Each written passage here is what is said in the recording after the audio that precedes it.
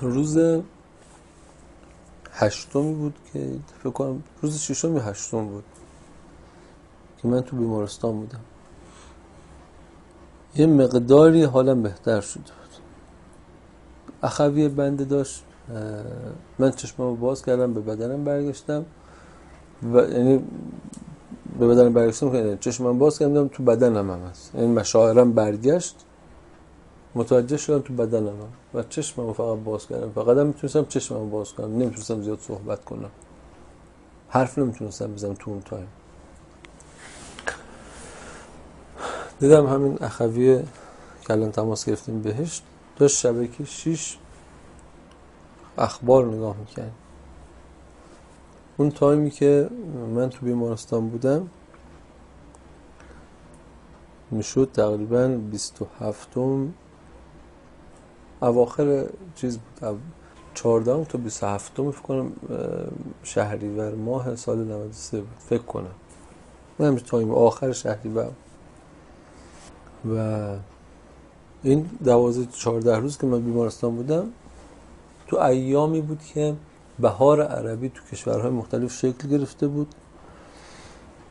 کشورهای حاشیه خلیج، نمیدونم شاخ آفریقا و فلان یه اتفاقا شده بود و اومده بود سمت سوریه. تازه داشتن همه رفتن سمت سوریه، درگیری سوریه تازه داشت آغاز میشد، شروع شده بود نارضایتی‌ها، بزن‌ها. عراق همچنین. توی یمن هم شروع شده بود.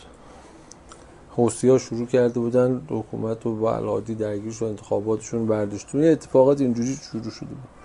اما خیلی تو همون تایم اسرائیل از این شلوغی کشورهای عربی استفاده کرد، اومد شروع کرد غزه رو زدن. شروع کرد چه کشور عربی گرفتار خودشونه، شروع کرد غزه رو زدن. تو اون تایم اسرائیل داشت میزد و اخبار رو شبکه 6 داشت نشون میداد. تو ایام جنگ 53 روزه 50 روزه غزه بود که من داشتم، یعنی داشت اخبار نشون میداد و من بدون که با اخویم سلام علیکم اصلا بفهمم من به هوش اومدم، من داشتم تلویزیون رو نگاه میکردم که این داشت نگاه میکرد.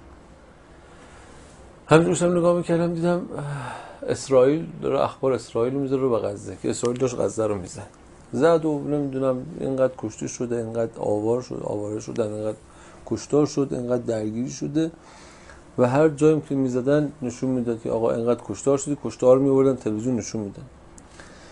همین که نشون میداد من خب قدرت خدا رو اونور حس کرده بودم،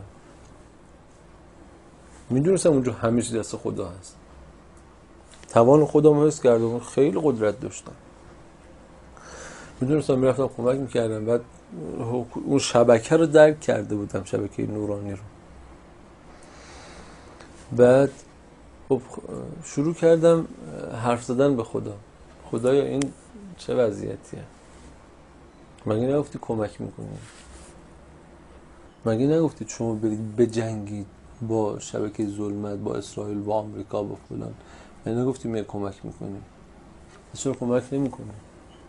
حالا ما درگیر شدیم، اسرائیل داره میزنه، آمریکا داره میزنه، ما اومدیم پای کار، همه شیعیان، مسلمان‌ها همه دارن با کشورشون میجنگن، با دولتشون میجنگن، اما جنگ داره مغلوبه میشه.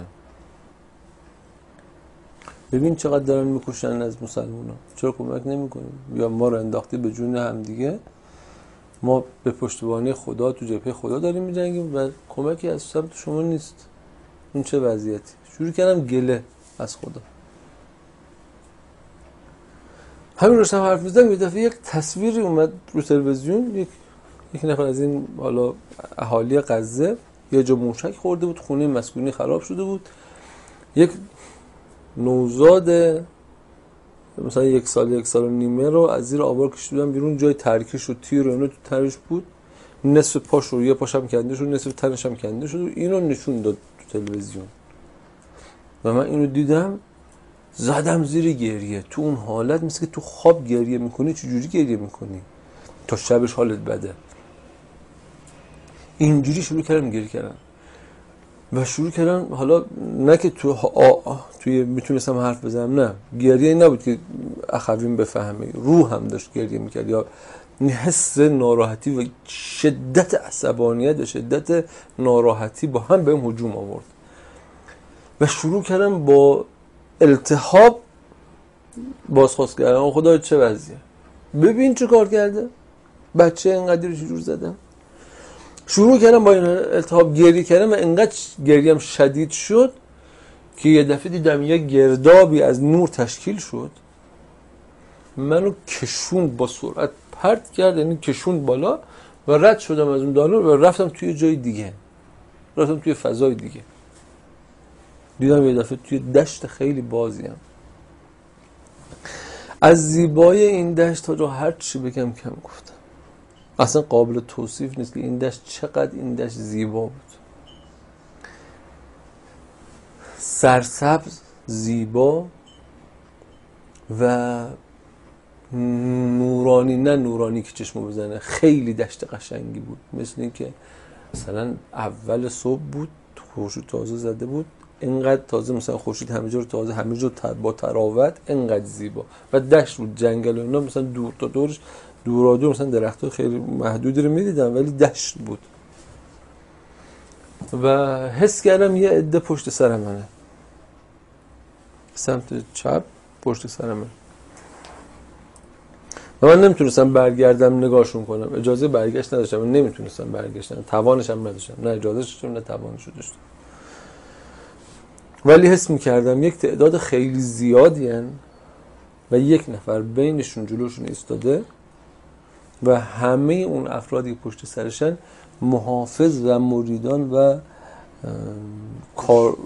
گوش به فرمان ایشون بودن و هم انسان بودن، هم اجنه و هم ملائک دور تا دورش، یعنی 3 و 4 موجود دورشون بودن و خودشون مثل یک نقطه نورانی بینشون می درخشیدن و همه ساکت بدون هیچ تکونی، مثلا دور تا دورش فقط حواسشون به ایشون بود. من متوجه ایشون شدم ولی اجازه برگشت نداشتم. همینجور داشتم دشت رو نگاه میکردم، یه دفعه دیدم یه ابر سیاهی اومد نصف آسمون رو گرفت، یه دفعه آسمون سیاه شد نصفش. دقت کردم یک سری موجودات، یعنی سری مرکب هایی هست که یک سری موجودات رو اون مرکب ها سوارن، نه مرکب هاش قابل توصیفه چه نوع مرکبیه، نه خود این موجودات. اینها زره تنشون بود، کاملا مسلح بودن و آماده جنگ. خود اون مرکب ها مسلح بودن، مثل یک مثلا بشقاب پرنده، من میگم هودج، هر چه اسمشو بذاریم، اینها رو اون سوار بودن و اونم مسلح بود. من میگم بشقاب پرنده، نه بشقاب پرنده در کار نبود، یه چیز دیگه بود و اینها رو اون بودن و خودشون هم مسلح بودن. من گفتم که اینا چیه؟ یه دفعه ایشون پشت سر من بود، با هم صحبت کرد، گفت اینها ملائک الهی هن. گفتم ملائک الهی؟ اینها ملائک اینجوری نیستن، ملائک مثلا حوری موری، نه اینا ملائک اونجوریه. گفتم چرا مسلحن؟ حالا پیش خودم اینو گفتم چرا اینجوریه ملائک مثلا اینجوری. مثلا آخه چیزی که تو ملائک تو مد نظرم بود، مثلا هم ملائک مثلا حوری موری تو نظرم بود موقع. بعد گفتم چرا مسلحن؟ گفت که امر الهی دست ایناست. گفتم امر الهی چیه؟ گفت که هر جا شیعیان در حال جنگ باشن و کمک بخوان، اینها میرن کمک میکنن تو امر جنگ. گفت که خود خدا که قرار نیست بره کمک کنه، خدا که اون بالاست، هیچ کار به این چا نداره، بخواد کمک کنه اینها میرن کمک میکنن. اسباب و جنودش استفاده از اسباب جنودش، اینا جنود الهی بودن. اینها میرن کمک میکنن. گفتم خب چرا بیکارن، چرا نمیرن کمک کنن؟ گفت کسی کمک نمیخواد. گفتم با من خودم دیدم الان تو غزه داشتن میزدن، لطو پار کردن، همه مردم غزه رو لطو پار کردن. گفت نه کسی کمک نمیخواد. گفتم من خودم دیدم اون بچه رو گرفته بود داشت دستشو آورد بالا، دستشون آوردم بالا، اشاره کردم به این لشکر، گفت 50,000 ملک در اختیار تو، از این ملائک در اختیار تو، برو هر جا کمک میخوان شما برو کمک کن. گفتم من خیلی خوشحال شدم، گفتم که مثلا من همش تو ذهنم بود یه جا برم کمک کنم دیگه، یه دفعه 50,000 ملک مسلح هم بهم دادن و بریم کمک کنم، بریم همش دستم باز میشد دیگه. گفتم بریم. کجا بریم؟ گفتم بریم غزه. مثل اینکه دیگه ما ثابت بودیم، این دیگه اون سیر روح من و اینها نیست، ما ثابت بودیم، زمین جلوی ما میگشت. این دیگه این نبود که من میخوام سیر کنم یا مثلا من اراده کنم، به اراده ایشون بود دیگه، اینجا کلا اراده دست ایشون بود. زمین دور ما گشت، من غزه رو دیدم، زمین گشت، غزه رو جلوی چشم ما دیدیم. من از بالا غزه رو مثل یک نقشه توپوگرافی مثلا من غزه رو از بالا میدیدم، انفجاره تو غزه رو میدیدم، منفجر شد تیکه تیکه، بعد همه چیز مثلا کشتارم میدیدم. یه اشاره کردم، منم مثل ایشون دستم آوردم بالا، اشاره کردم گفتم که برید اسرائیل رو با خاک یکسان کن.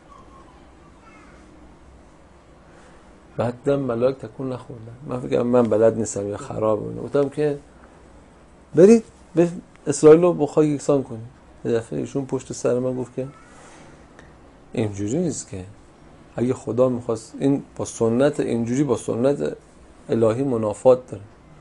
گفتم سنت الهی؟ سنت الهی چیه؟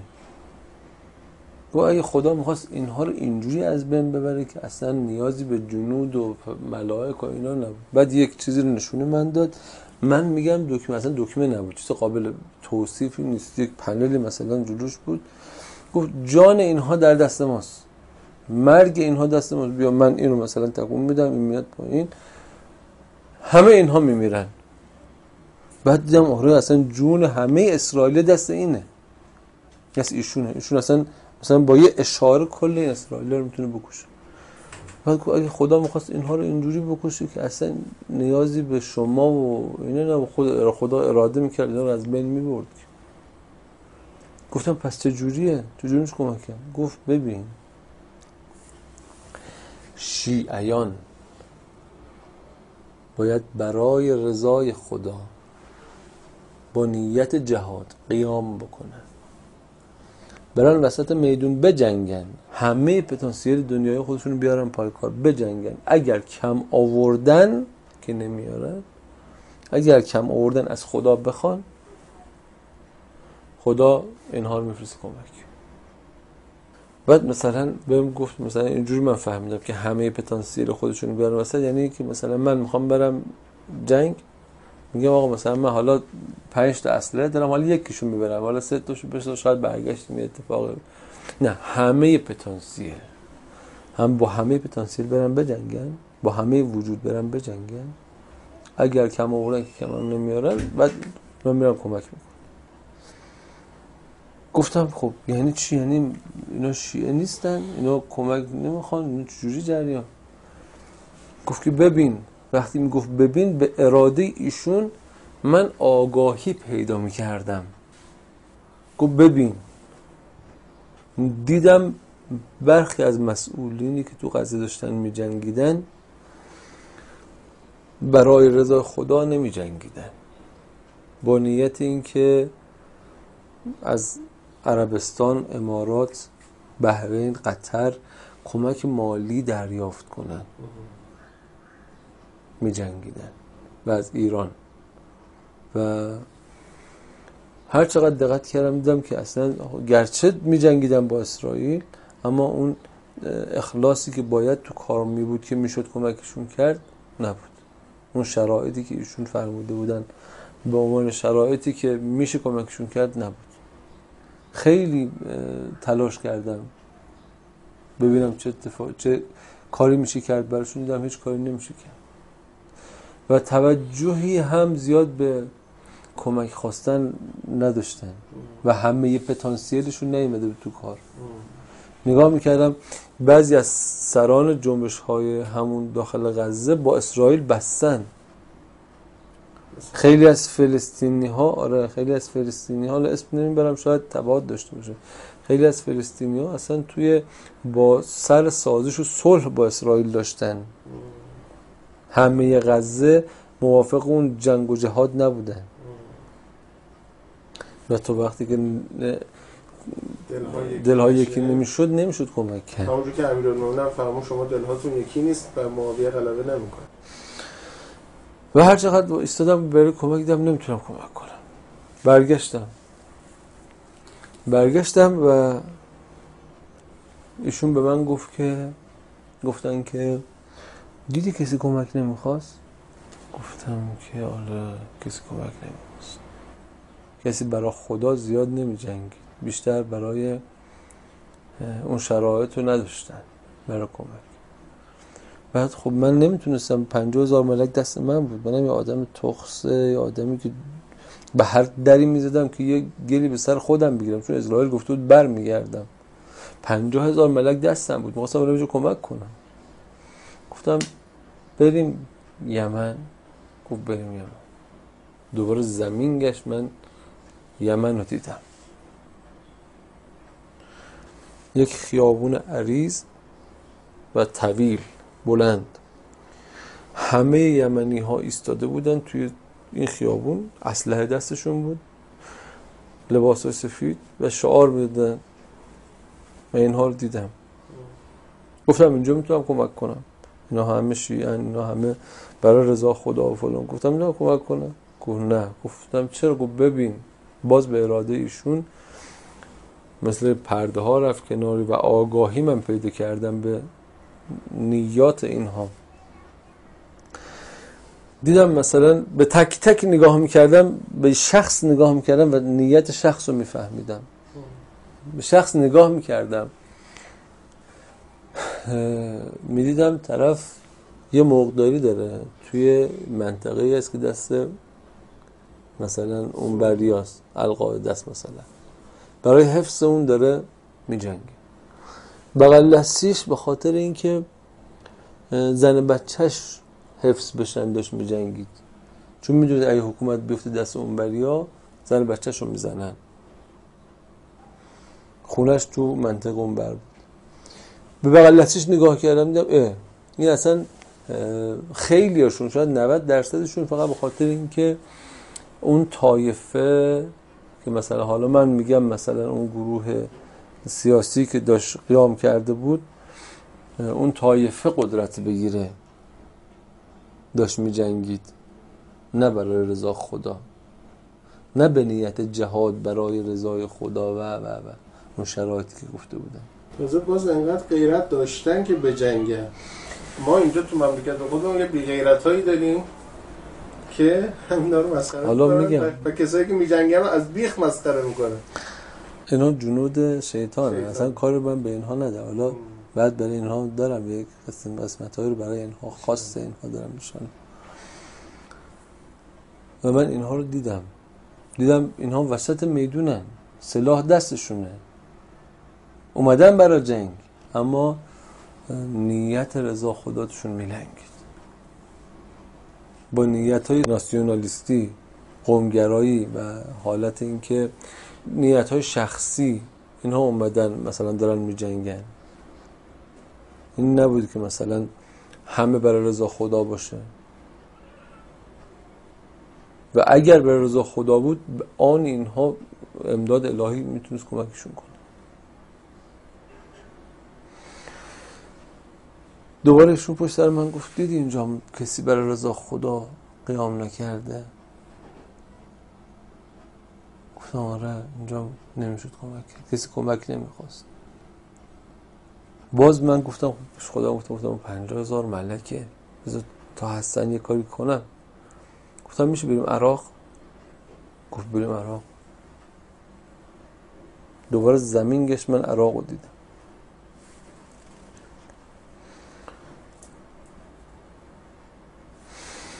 دیدم یک روحانی سید سمت کربلا ایستاده، چند هزار تا آدم پشت سرشن.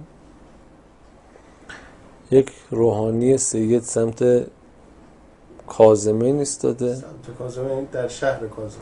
من چون نقشه رو میدیدم دیگه تو بغداد ایستاده و چند هزار نفر آدم پشت سرش.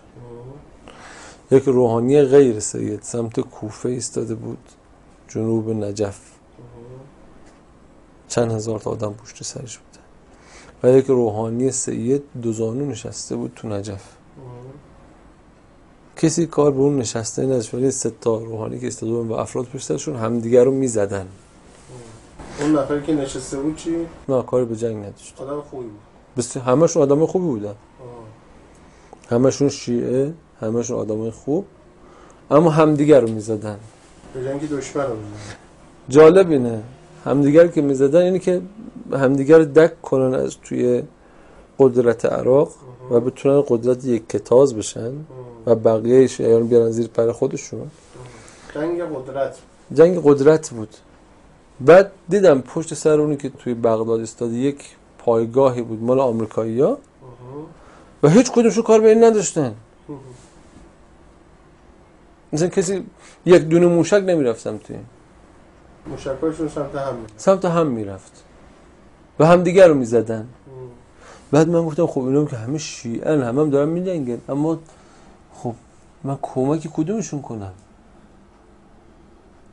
کمک هر کدوم میکنم اون یکی هم شیعه بکشن، مسلمان بکشن. طرف کفری پشت سرشون نیست، مقابلشون نیست.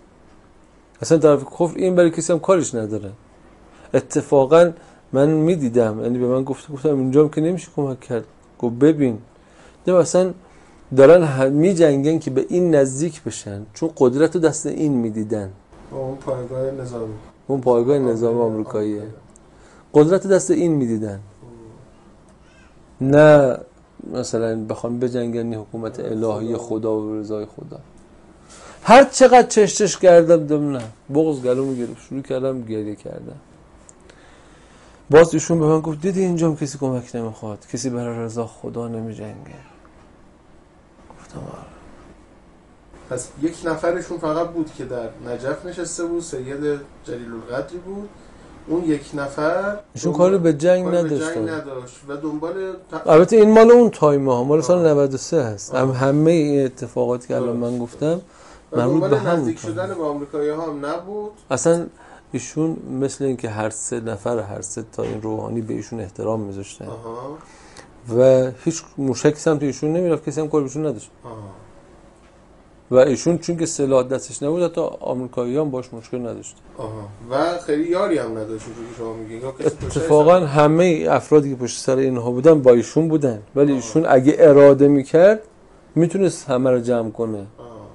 ولی ایشون دخالت نمیکرد. نشسته بود.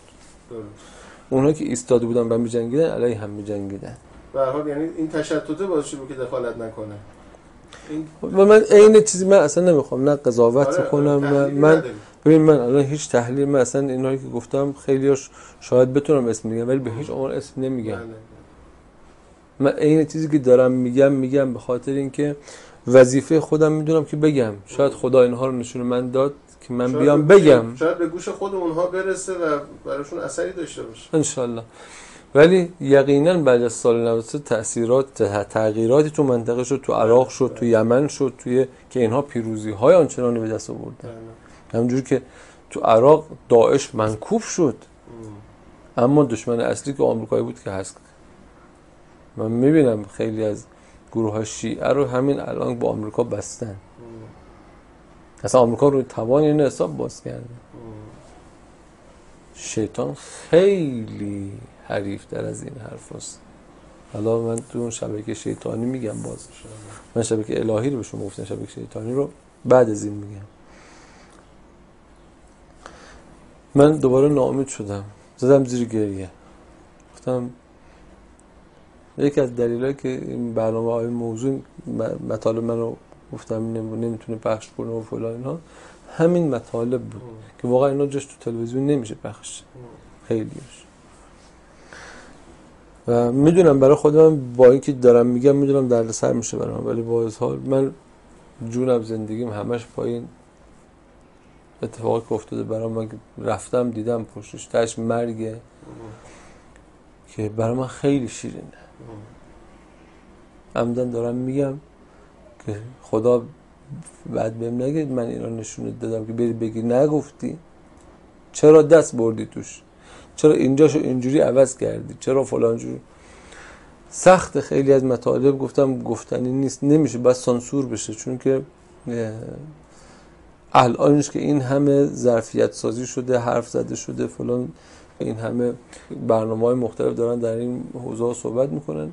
گفتم من و الان بعد از چندین سال مطالب دارم میگم باز هم خیلی ایرادها به من گرفته میشه. خیلی از مطالب من نگفتم به شما و شاید نگم من و آینده برسه و بعد آینده بیام بگم به شما. من شروع کردم گریه کردن و دوباره ایشون به من گفت دیدی تو عراق هم کسی کمک نخواست، برای رضا خدا قیام نکرده بود، همه دنبال خودشونه. مثل اون اعمال من بود که دیدم همه اعمالم برای خودم بوده، اونجا همه پای درخت خودشون آب میریختن، منیتشون آب میریختن. بعد شروع کردم گریه کردن، به ایشون گفتم که آقا میشه بریم ایران؟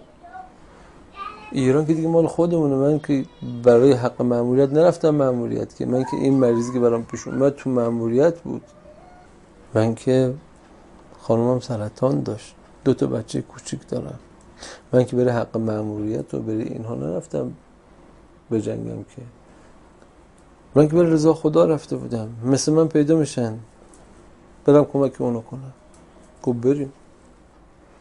مثل که زمین گشت و من بالای سر اصفهان مثل این که ایستاده بودم و من گفتم بریم فلان شهر، اسم بردم و من دیدم یک تویوتای هالوکس سپاه از سمت مشهد یا تهران یا شمال اون شهر رفت سمت اون منطقه عملیاتی، یک کاری کرد، یک اقدامی انجام داد و دیدم 2 ملک از اون سپاهی که مال من نبودن رفتن کمک کردن و برگشتن. 2 ملک از 50,000 تا، از اون چند میلیارد، از اون نه 50,000 تومان که نه، از اون خود لشکر اون. این جزء 50,000 تا شما نبودن. خودشون رفتن یک کمکی کردن به اون ماشینه و برگشتن اون بالا و اون ماشین هم برگشت به مقرش، مثلا تهران یا هر جای دیگه. بعد خب من گفتم خب بقیه‌اش گونه همینه، در همین حد بود. هر از گاهی 1-2 نفر میرن یه کاری انجام میدن، اون ملائکه خودشون کارشون انجام میدن و میرن. گفتم خب کو بقیه؟ جنگ، جهاد، قیام، رضای خدا فلان. گفت نه در همین حد محدوده. گفتم بقیه کو؟ گفت ببین دیدم تمام افرادی که خیلی سخت این تیکشو گفتم، ولی نیام بگیم که یمن اون بود، عراق اون بود، غزه اون بود، خودمون خیلی خوب بودیم، ظلمه. دیدم خیلی افرادی که خوب بودن، خوب هستن، خوبن، فقط دیدم همه خوبن و خوابن، دیدم همه‌شون خوابن. من سر کار خیلی از افراد دیدم، محل کارهاشون دیدم، خوبامون دیدم. یادتونه افرادش رو؟ به اسم خوبامون دیدم تو خیلی از لباسهای مقدس، تو خیلی از ارگانهای مقدس، دولتی، لشکری، کشوری. دیدم همه خوابن، منتظر بودن ساعت بشه مثلا 2 برن خونه تا فردا 2 برن. خبری از رضا خدا، جنگ، جهاد، قیام، کارمندی بود. و به هم گفت که دیدی اینجا هم خبری نیست. زدم زیر گریه، گفتم خاک بر دهنم، چقدر من به خدا حرف زدم، چقدر من به خدا گفتم این چه وضعیه، ما که هستیم تو نیستی، ما که اومدیم تو جنگ شما نمیای کمک کنی. بعدم اصلا کلا داستان عوض شد. اصلا کسی برای خدا قیام نکرده.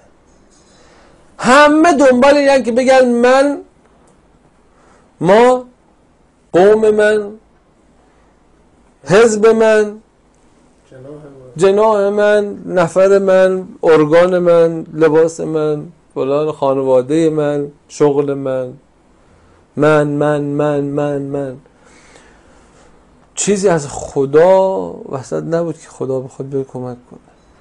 کسی سنگ خدا رو به سینه نمیزد. بعد تازه فهمیدم چقدر من احمق بودم، فکر میکردم من تو صحنه، ما تو صحنه، خدا نیست. اوج حماقت خودم تازه فهمیدم و من بردن اینا رو نشونم دادن، گفتن که دیدی. بعد اشاره کردن 50,000 ملک رفتن سر جا خودشون، گفتن دیدی کسی برای رضا خدا بلند نشده، قیام نکرده به جنگ، همه دنبال من خودشونه. حالا اینو من میگم همه دنبال من خودشونه، دیدی کسی برای خدا قیام نکرده. بعد گفتم که خب یعنی اینا صبح تا شب اینا بیکارن، این همه ملک مسلح آماده جنگ، همه چی مهیا است، بیکارن، هیچ کاری نمیکنن. انگشت مبارکشون اینجوری کردن، اشاره کردن، گفتن به والله قسم این ملائک از صبح تا شب، از شب تا صبح بین زمین و آسمان میگردن دنبال شخصی که برای رضای خدا بلند شه، قیام کنه، جهاد کنه تا اینا برن کمکش کنن. کسی نیست مثل اونایی که دیگه هیچ حرفی برای گفتن نداشتن. چی میگفتن؟ خب نمیشه که زمین از خوبا خالی باشه.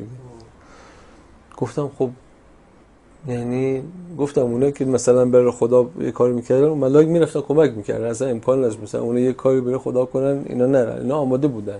میگفت بین زمین و زمان میگردن، یکی بلنش یه کاری کنه اینا برن کمکش کنن. حتما شما نیت رضای خدا داشته باشی، بری قیام کنی، جهاد با نیت جهاد بری تو وسط میدون، حمایت اینا رو داری. تازه اینا ملائک بودن که برای جنگ آماده بودن، نه ملائکی که به صورت عادی کمک میکنن. اینا ملائک خاص جنگ بودن، ملائکی برای خدمت گذاری و اینهاست. من اونا شاید اینا بودن، شاید افراد دیگه، شاید ملائک دیگه نوعی دیگه باشن، من اونا ندیدم. پس اون شیاطینی که اونجور فلهی میریختن اینا میبر هستن، ما به کار نمیگیریم، ما استفاده نمیکنیم. اصلا غائب ماییم. ما سربازان هم ماییم، نه شیاطین. اصلا ما سربازان غائب امام زمانه. نه ایشون امام غائب ما، امام حاضر ماست، امام حاضر ماست، غائب میدانیم. سربازایی که حاضر میدان و سربازان غائب میدان. بعد بهش گفتم که خب یعنی اینها اگر کسی بلند نشه قیام کنه به جنگ، اینا همینجور بیکارن، همینجور کار نمیکنن. اینو که گفتم یه دفعه 3-4 تا ملک از اون جمع ملائک 50,000، از اون خیلی زیادا، چند میلیارد ملک، از اون گوشه آسمون جدا شدن، یک فاصله گرفتن تا اون لشکر خودشون و یک پرچمی، بیرقی، یک صفحه‌ای باز شد از مخمل سیاه، مثلا اینجوری باز شد، خیلی قشنگ، و عکس مبارک، تمثال مبارک امام خمینی اول بود، چهرش بسیار نورانی، و پشت سر ایشون تمثال مبارک حضرت آقا، و ایشون پشت سر من اشاره کرد، گفت اینها ولی امرن در زمین، اینها بخوان اون ملاحظاتی کسی نباشه و اینها به فرمان اینها میرن انجام میدن، این ملائک میرن اقدام میکنن. یعنی باید افرادی باشن، صلاحیت داشته باشن که این ملائکی کمک بکنن. اگر اون افراد با صلاحیت هم نباشن، به دستور این بنا به شرایطی به دستور اینها انجام میدن اقداماتی رو. بعد من خودم گفتم که مگه میشه مثلا کسی هم نباشه و کسی هم کار نکنه مثلا جنگی بشه بعد اینا خودشون برن دفاع کنن؟ بعد یه دفعه همین که فکر می‌کنم یه دفعه به قلبم الهام شد یا فهمیدم یا هر چی، ایشون دیگه به من نگفت ولی خودم فهمیدم مثل واقعی طبس. اصلا واقعی طبس ما همه خواب بودیم، اونا نقشه هاشون رو چیده بودن، تو مسقالاشون رو کرده بودن، هواپیماشون رو آوردن نشوندن، همه جنود شیطان باشون همکاری کردن، چراغ باند فرود و همه چی براشون آورد، یه جنود الهی زدن لتو پارشون که و اینا برگشتن بدون کسی که بیاد دخالت کنه. قشنگی کار اینه اونا تازه وسط جنگ با جنود الهی فهمیدن با کی طرفن. نباید بیدار بشن اونهایی که توجه به معنویات ندارن و به این غیب ایمان نیاوردن، نباید بیدار بشن. کی این هلیکوپترهای آقای کارتر را که میخواستن به ایران بیان ساقط کرد؟ ما ساقط کردیم؟ شنها ساقط کردن. شنها مأمور خدا بودن، باد مأمور خداست. قوم عاد را باد از بین برد، این باد مأمور خداست. لکن ما نباید مغرور بشیم. تمام قدرت خداست و باید اتکال به او بکنید و خودتون را فانی بکنید در اون قدرت بزرگ. مادامی که ملت ایران همون قدرت اول را که قدرت معنوی بود و با الله اکبر پیش برد، مادامی که این حفظ بشد، شما بیمه هستید، بیمه الهی هستید. این عکسی که دیدم، چهره مبارک حضرت آقا و امام خمینی رو که دیدم، مثل اینکه یک سکینه، یک آرامش، یک آب خنکی به من دادن که همه چی دست ماست. اصلا ما وسط شبکه الهی هستیم، خودمون غائبیم، خودمون نمیفهمیم ما کجاییم، چه وظیفه‌ای داریم، چه کار باید بکنیم. ما غائبیم، ماها اصلا نمیفهمیم کجای کاریم. اگه کوچکترین پرده جلوی چشم ما باز میشد، یک لحظه پرده رو می‌ذارن کنار، جایگاه حقیقی تک تک ما شیعیان، ما سپاسدارا، ما سربازای گمنام امام زمان تو وزارت اطلاعات، تو ارتش، تو ناجا، تو واجا، تو ارگان‌های دولتی، تو هر جایی جایگاه واقعی تو اون شبکه الهی بهت نشون میدادن، میفهمیدی چه قدرتی داری و چقدر حماقت تو این قدرت بخوای فکر اینو بکنی که خودم چی. اونجا تازه فهمیدم همه عالم دست ماست، عالم هستی در اختیار ماست، همه ملائک الهی در اختیار ما هست و ما غائبیم، ماها نمیفهمیم چه قدرتی داریم.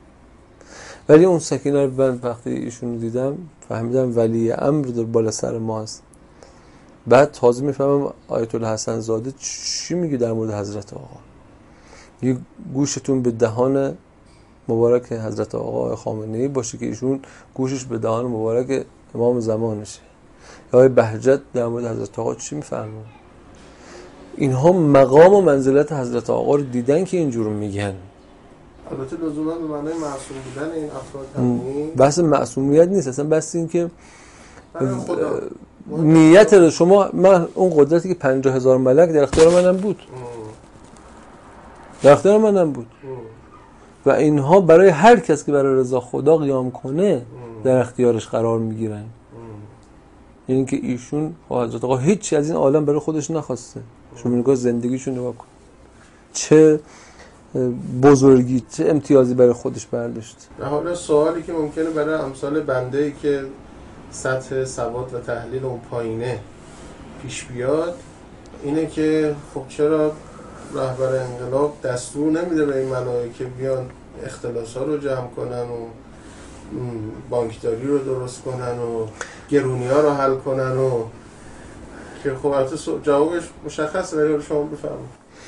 ببینید اگه خدا می‌خواست، همون باز کلامی که من ایشون پشت سری به من گفتن، من میگم خدمت شما تو بس جریان اسرائیل خدا میخواست اینا رو اینجوری جمع کنه که با اراده خدا همه رو ملک میآفرید، همه چی رو به اجبار خوب میکرد. خود امیرالمومنین هم این کارو میتونست بکنه. و سلام. اینی که پس ما چی؟ ما کجا کاریم؟ دنیا رو که تبدیل به آخرت نمیکنه برای اینکه 4 نفر درست بشه. من کجا کارم؟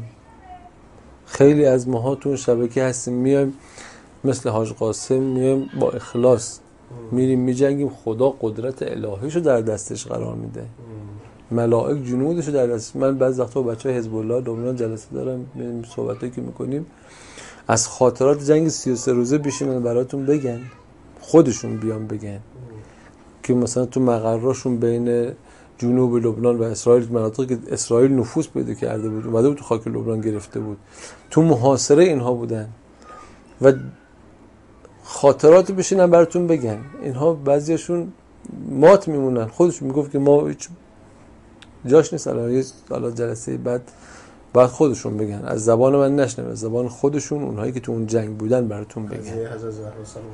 اصلا انباره خالی از سلاح یه دفعه پر میشد. یک دفعه میگفت ما تو محاصره گیر کردیم تو جنگل جنوب لبنان، یک دفعه میدیدیم ارتش اسرائیل اومد تو منطقه داره میاد به سمت ما، یک دفعه میدیدیم از پشت سر ما داره به سمت اینا شلیک میشه، اینا فرار میکنن، اما خودمون میدونیم پشت سر ما هیچ کس نیست. میگه اینا از عقب تیر میخوردن، میگه اینا رو خیلی از مجروح اسرائیل نگاه میکرد از عقب تیر خوردن، چون تو حال فرار. بعد اینا همه مشکل روانی پیدا کردن سرباز اسرائیلی، فیلماش پخش شد. میگه اینها میگفتن سوارهایی دارن میان سمت ما، شلیک میگه ما نمیتونستیم بزنیمشون، از وحشت از اینا فرار میکردیم و بعد میخوردن، ضربه میخوردن. تو جنگ خود پیش همین جانبازه که میشین، جانبازه جنگ تحمیلی عراق، عنایات ویژه اهل بیت، عنایات ویژه این سربازان رو میگه، این ملائکه الهی رو میگه. تو جنگی که ما از 30 و چند تا کشور اسیر فقط داشتیم، جنگ 8 سال همه هیمنه آمریکا، اسرائیل، عربستان، کویت، همه اومدن پشت سر عراق، همه کشور عربی اومدن پشت سر عراق، همه کشور اروپایی اومدن پشت سر عراق، سلاح چین، روسیه، همه اینا بهش سلاح فروختن، آلمان سلاح شیمیایی فروخت. توقع داشتن ایران سریع سقوط کنه، یک وجب از خاک ایران نرفت. ایرانی که تازه انقلاب کرده بود، غیر از اتصال ایران به خدا و قدرت الهی و کمک این ملائکه هیچی نتونست ما رو کمک کنه. با یه امادی گفتم این که امام خمینی تا خرمشهر آزاد میشه گفت خرمشهر رو خدا آزاد کرد، واقعا همین بود. ما بسیجیامون بعضیشون یک روز آموزش میدیدن، یه باز بسی کلاش بهشون یاد میدن، یه تیراندازی میگفتن برو جلوی ارتش تا دندون مسلح عراق بجنگ، ارتشی که تمام سلاح‌های بروز دنیا رو داشت تو اون تایم، موشک بالستیک داشت عراق اون تایم 40 سال پیش، چیزی که ما تازه بهش رسیدیم. با همه توانشون نتونستن، غیر از عنایت الهی و کمک امداد الهی نبودیم. اصلا فضای شبکه الهی، افرادی که مثل ما تو اون شبکه ها دارن کار میکنن، تو این فضای امنیتی، اطلاعاتی، نظامی و غیره دارن کار میکنن، مزه این که بهتون میگم درک کردن که یک شبکه پنهانی است و اونها دارن کار میکنن، اعوان و انصار دارن اونها کار میکنن. شما یه مهمان برات میاد، مثلا من خودم خانواده‌ام یه لشکره 7 نفریم، میام خونه شما اذان میگیری آقا چیکار کنیم، غذا درست کنیم، بپز برو، تا 2 روزم آثار ما تو خونه شما نمایانه که بچه‌ها شکستن ریختن. شما نگاه میکنید 20 میلیون 25 میلیون لشکر مردم عراق، مردم ایران و پاکستان و افغانستان و همه از همه جای جهان میرن تو عراقی که هیچ زیر ساختی نداره، به بهترین نفع پذیرایی میشن. همه اینا جا بر خواب دارن، دست و پاتون میبوسن که برید بخوابید تو خونهشون، تو موکبشون، مبیتشون، بهترین غذا رو میخورن. نه یه روز 2 روز مهمون برات میاد اعصابت خورد میشه، 2 روز 3 روز بیشتر بمونه. اینا 10-15 روز دستو بودو میبوسن که بیشتر بمونی، برو رفتی هم برگشتی هم بیا خونمون.